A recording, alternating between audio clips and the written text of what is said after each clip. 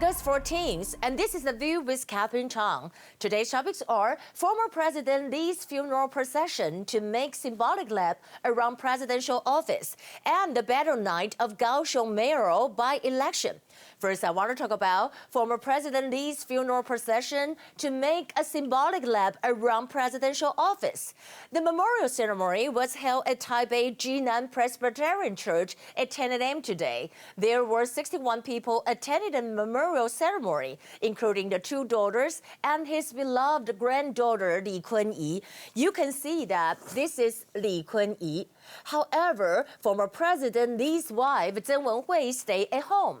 Why? Because it is Taiwan's custom that husband and wife don't send each other off when one of them passes away, especially for elder couples when husband passes away. The main purpose for the Taiwan custom is to avoid excessive sadness from the wife and to prevent them from physically and mentally suffering from it.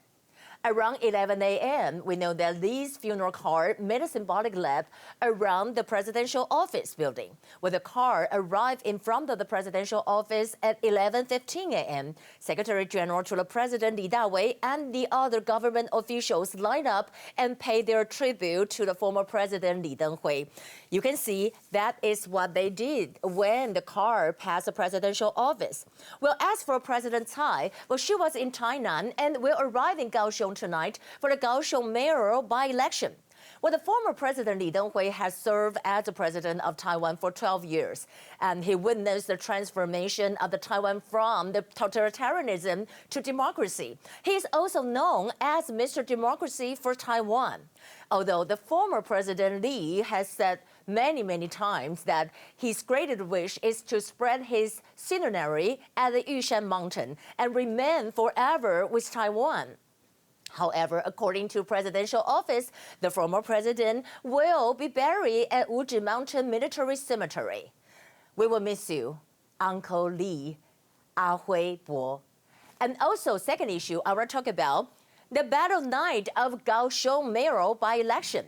Well, the Kaohsiung mayoral by-election will be held tomorrow. The biggest highlight of tonight is the battle between the trump cards. The former Kaohsiung mayor Han Kuo-yu will canvass for the KMT candidate Li Mei-cheng after 64 days of silence. And also, well, about the trump card for the DPP candidate Chen Qimai is President Tsai. Well, besides President Tsai, the Premier Su Zhenchang and Vice President Lai Ching-te will all be there tonight. I want to talk about the former Kaohsiung mayor Han Kuo-yu. Well, because Han Kuo-yu was recalled by 930,000 citizens of Kaohsiung in June. Therefore, he didn't want to canvass for Li Mei-cheng in the beginning. But what changed his mind? Well, here are several points. A. Han Kuo-yu wants to warm up for the KMT party chairman election in May next year. B. Maybe Han Kuo-yu wants to have a second battle with Chen Qimai. We know that Han Kuo-yu won the Kaohsiung mayoral election over Chen Qimai in 2018. However, he ran for the presidential election 6 months after he was elected and broke his promises to Kaohsiung citizens. So he was recalled in June. Since Han Kuo-yu canvassed for Li Mei-cheng around like 8:40 p.m. tonight, it really became a battle between Han Kuo-yu and Chen Qimai. But the problem is, what if Li Mei-cheng, KMT Li Mei-cheng's votes get less than 30%? Then it means that KMT has lost their market in Kaohsiung. But Han Kuo-yu showed up tonight. I personally think that Li Mei-cheng might get 30% of the votes. But anyway, we will know the result tomorrow. Here are the top stories. Today, we have 0 confirmed cases. On Wednesday, President Tsai declared the island will strengthen ties with the United States, including security cooperations and trade, in a video conference hosted by the Confucius Institute and the Center for American Progress.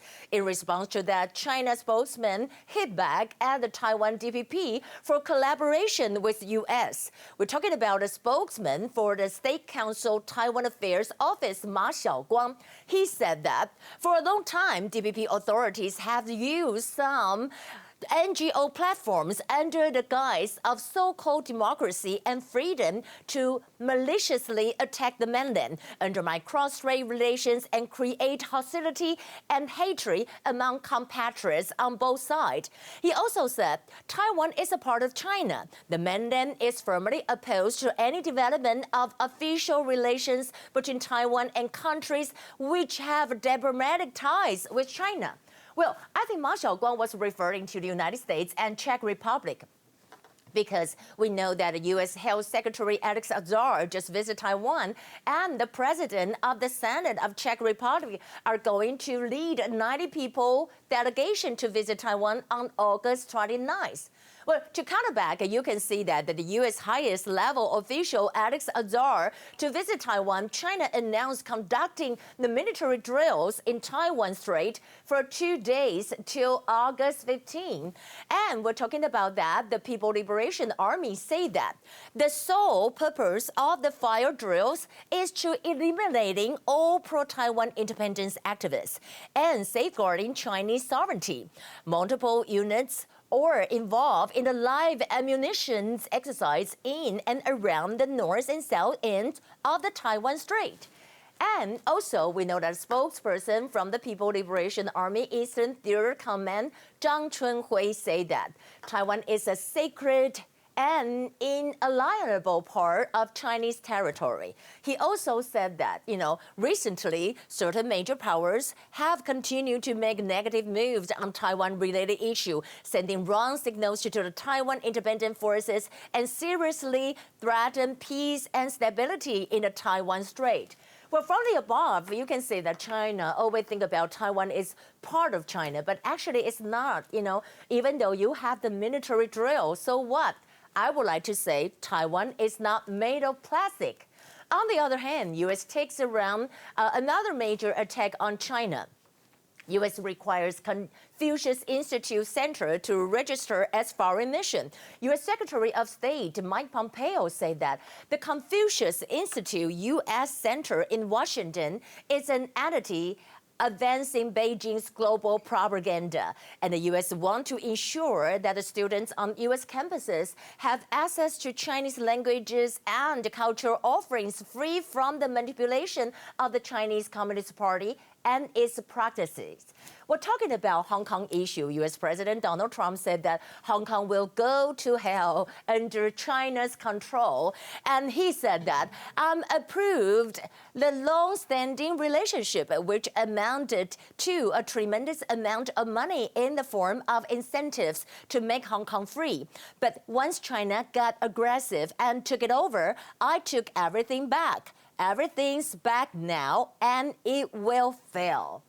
Additionally, almost 40% of U.S. firms are considering leaving Hong Kong over the fear of national security law.